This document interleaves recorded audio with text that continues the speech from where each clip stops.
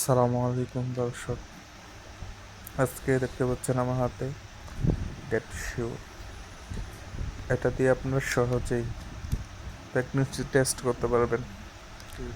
যারা বোঝেন না তারা এই বিষয়টি দেখে নিতে পারেন।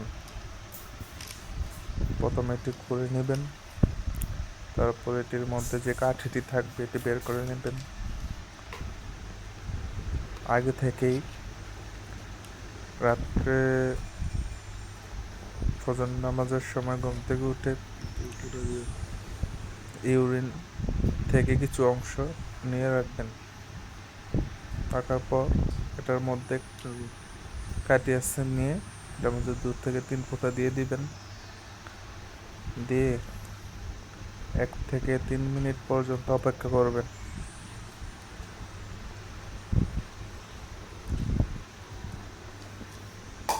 করার পরে আপনি বুঝতে পারবেন পজিটিভ হচ্ছে না নেগেটিভ হচ্ছে।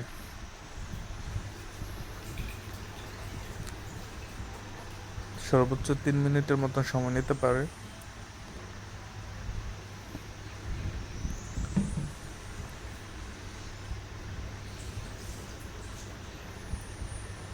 এটা খুব ধীরে ধীরে চলছে, আপনার একটু অপেক্ষা করবেন।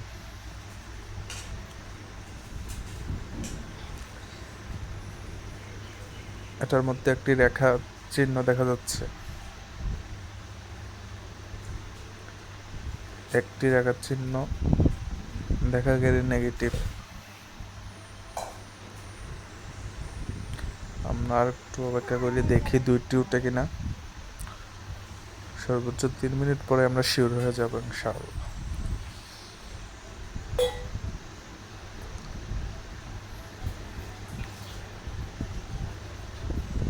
একটি রেখা পুরোপুরি স্পষ্ট দেখা যাচ্ছে,